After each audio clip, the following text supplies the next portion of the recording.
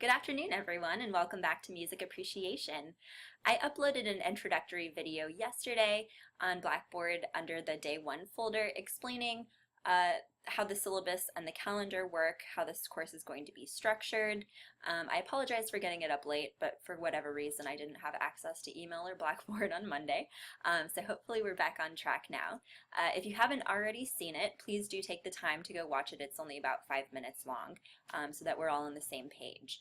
So I want to start out today's lecture by giving you a sense of how this course is going to be structured. We'll take a quick look at the calendar and then also how to navigate the Blackboard page, and then we'll finally get into the music.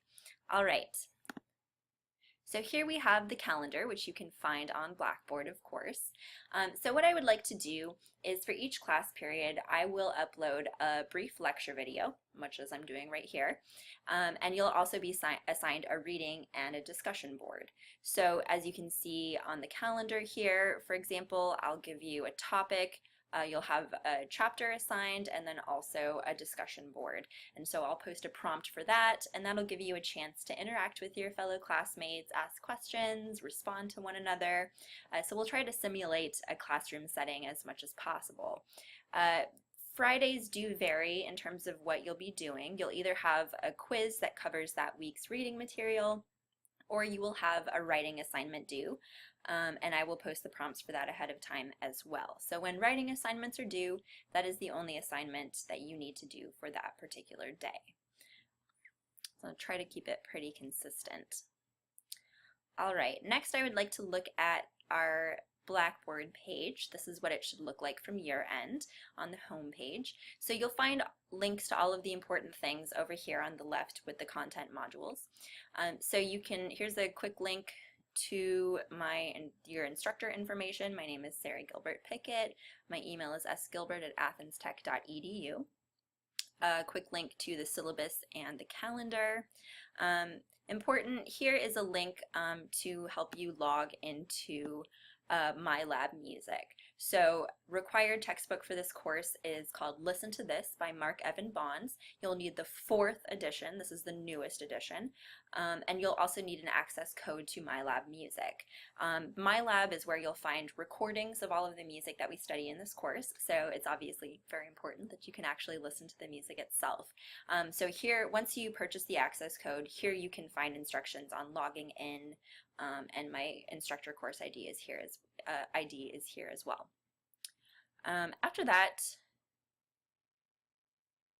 we'll take a look at the week 1 calendar. So I'll upload new content modules by week here, so you can see one for each day.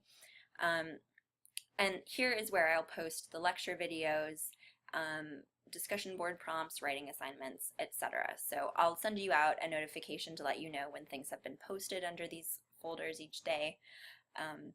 But that's where it will all be. This is where the course will take place, basically. So I'm planning on uploading a brief lecture video plus discussion board prompt each afternoon around this time, and then I'll give you 24 hours to complete it. Okay, so please always let me know if you're experiencing issues with Blackboard. It happens to me as well, so I understand. Just be good about communicating that with me, and I will make sure that you're not penalized and you get caught up. All right, now let's actually talk about some music here. That's what we're all here for. I'm gonna hide myself. So today I want to cover the elements of music. So we're going to begin the semester about the first 2 weeks, just simply defining in great detail musical vocabulary. So we'll look at 8 particular terms, things like melody, rhythm, harmony, form, etc.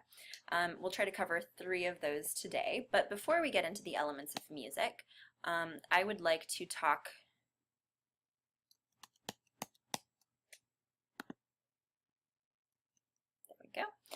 about how music actually works. What is sound? So we don't need to, obviously we don't need to get into a lot of physics at this point, but for our purposes here, when we're talking about music, it's important to know what causes pitches and tones to be produced and what determines how loud they are. So any sound, musical or otherwise, is produced by air put into vibration that then hits your eardrums, and your brain interprets that as being either music or sound. So any sort of vibrating body, that can be your vocal cords, a musical instrument, an object hitting another object, will cause the surrounding air to vibrate and produce a sound wave. So you can see that down here, a traveling wave.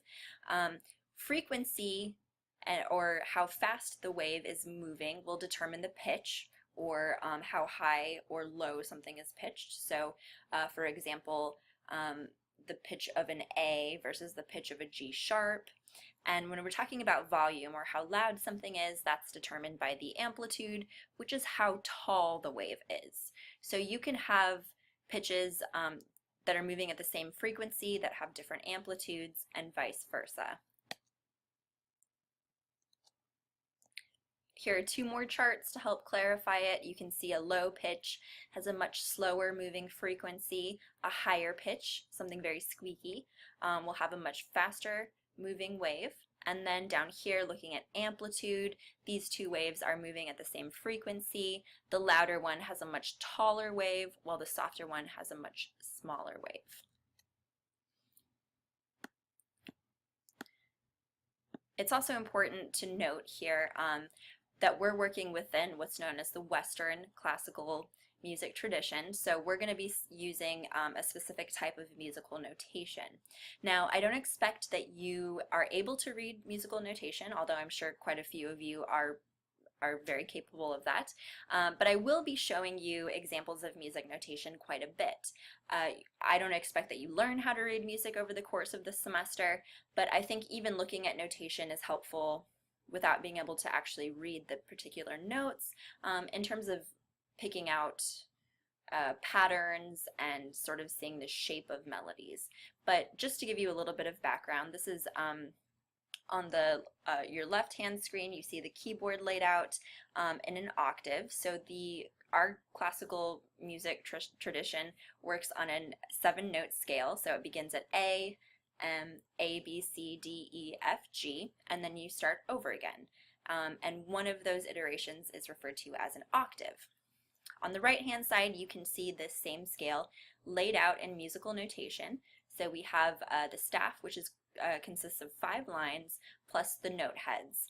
And they alternate between line, space, line, space, line, space, etc.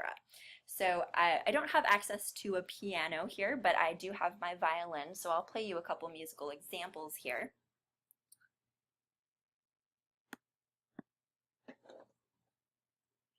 So this is what a C major scale sounds like, as you're seeing on the screen.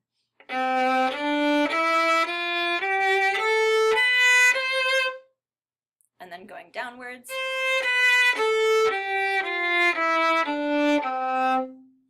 And that should sound familiar to all of us, even if you're not a classically trained musician, because that's the system in which all of the music in the West is written in, so it sounds familiar to us. Music from other countries, other parts of the world, do work in different musical systems. For example, Indian classical music has a completely different set of scales that consists of notes that don't even exist in our musical system. So that's why music from different parts of the world often sounds foreign or different to our ears. So that kind of reflects number 5. The 5th proposition of defining music is the fact that we all come to this class with a set of assumptions about what music should sound like and how it should work. So always good to keep in mind. So that's just a little bit of background in general. So let's dive into the musical elements themselves.